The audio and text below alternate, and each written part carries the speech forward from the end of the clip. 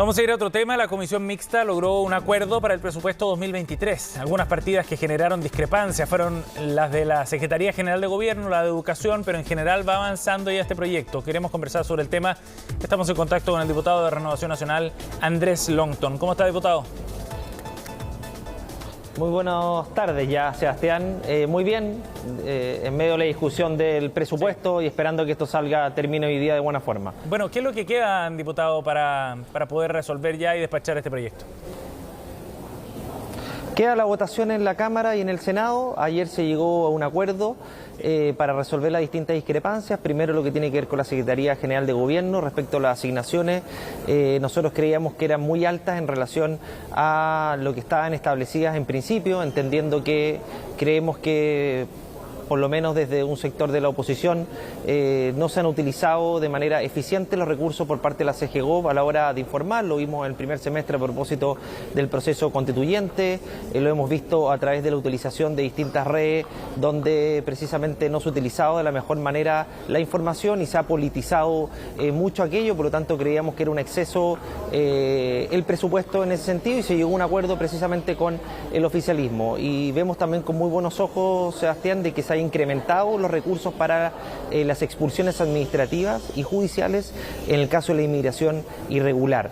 Esto es muy importante, Sebastián, porque nosotros creemos que el gobierno ha tenido una labor deficiente respecto a las expulsiones, la ejecución de las mismas, sobre todo las que tienen que ver con las expulsiones administrativas, y este incremento de 800 a 1.200 millones le va a dejar un presupuesto amplio para que en definitiva puedan concretar estas expulsiones y no haya mayores excusas para que estas no se realicen, entendiendo que al año ya más de 50.000 inmigrantes irregulares ingresados por nuestras fronteras que están absolutamente desbordadas, Sebastián. Con eso también la importación de delitos violentos y todas las situaciones que vivimos a diario que tienen absolutamente descontrolado el norte, pero también el centro y gran parte de las regiones de nuestro país. Diputado, y por último, y ese aumento de recursos, disculpe, un punto, pero respecto a este tema, el de las expulsiones administrativas, por ejemplo, ¿este aumento de presupuestos va acompañado de ciertos cambios de la forma en la que se está trabajando este tema por parte del gobierno?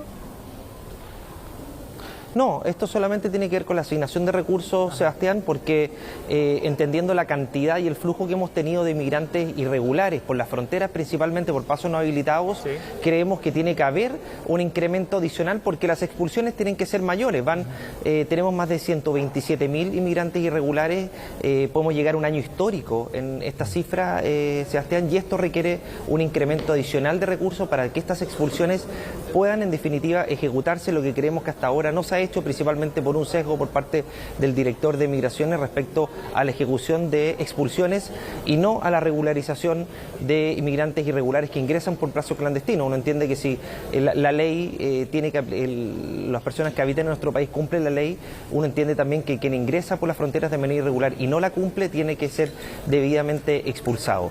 Y por otro lado, Sebastián, se logra el apoyo a las pymes afectadas por el estallido social, que es tan relevante y que precisamente sigue siendo insuficiente hasta ahora. Son más de 1.000 millones que logramos incorporar para las pymes afectadas por el estallido social a lo largo de todo el territorio nacional, lo que va a ser un alivio muy importante porque creíamos también que había una diferenciación respecto de las víctimas afectadas por el estallido y en este caso creo que aquello se equilibra y es un incremento adicional a aquellos que lo perdieron todo y que sufrieron un daño también emocional y psíquico muy duro y además obviamente la pérdida del esfuerzo de toda una vida como son el comercio y obviamente las pymes que son quienes sufrieron mayores daños. Sí. ¿De qué forma se va a implementar eso, diputado? ¿Quedó acordado?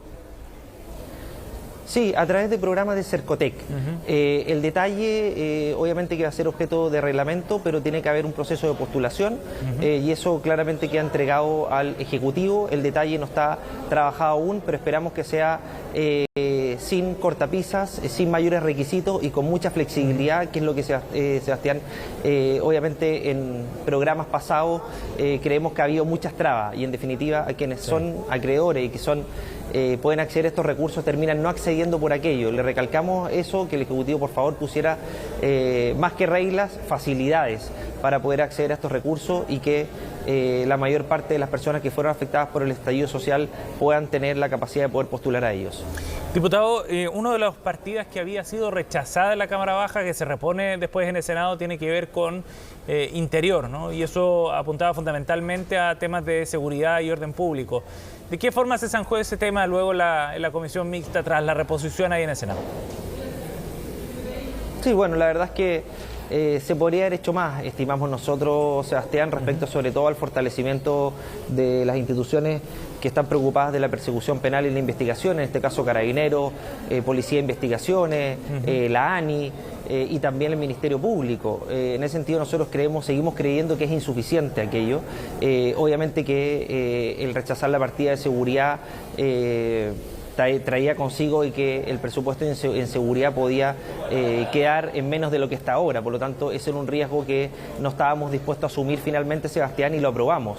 Pero sí destacar que hubo algunas cosas importantes que es necesario destacar y que fueron recogidas de la discusión de la Cámara de Diputados a propósito de indicación que nosotros como bancada de Renovación Nacional propusimos, como por ejemplo el incremento de la asignación de zona a policías que se vayan al norte de nuestro país. Hay pocos incentivos para irse al norte de nuestro país y eso tiene que ver también con la carencia que hay respecto a el acceder a bienes y servicios en dicha zona, que finalmente termina repercutiendo en el bolsillo de quienes tienen que ir a esa zona, sobre todo con el sacrificio familiar que hay de por medio. El tema de la responsabilidad civil también de las policías cuando están en persecución policial. Si hoy día existía el absurdo y existe el absurdo de que el Consejo de Defensa del Estado persigue a las policías, a carabineros cuando chocan, por ejemplo, un vehículo en medio de una persecución policial. Eso también fue recogido y esperamos que el gobierno no recurra al Tribunal Constitucional respecto a aquello. Y otras medidas respecto a la inmigración irregular también, Sebastián. Creemos que el incremento era una de las situaciones que nosotros queríamos resolver, principalmente por la ejecución de las expulsiones administrativas y judiciales, que creíamos, como te decía, que se han ejecutado muy escasamente, sobre todo administrativas que no van más de 12, 15, y en ese sentido también vemos un incremento real en el presupuesto. Y respecto a Aula Segura, también vemos que hay una disposición del gobierno en poder avanzar en atención a quienes ejercen actos de violencia dentro de los establecimientos educacionales no puedan acceder a la gratuidad, y eso es algo que se quedó el compromiso del gobierno de poder trabajarlo durante el primer semestre del próximo año. Pero creemos, asimismo, Sebastián, de que este protocolo de acuerdo tiene que concretarse lo antes posible, sobre todo lo que tiene que ver con la persecución penal por parte de la Fiscalía. Hoy la gente no denuncia y eso tiene que ver con la carencia que hay de fiscales y también respecto a las investigaciones que realizan la misma Fiscalía, donde finalmente muchas causas terminan archivadas y la gente ve con impotencia cómo quienes delinquen al otro día empiezan a circular por sus barrios, y eso obviamente genera una sensación de impunidad que hoy día está absolutamente desbordada. Diputado, ¿y eso tiene que ver con asuntos de gestión?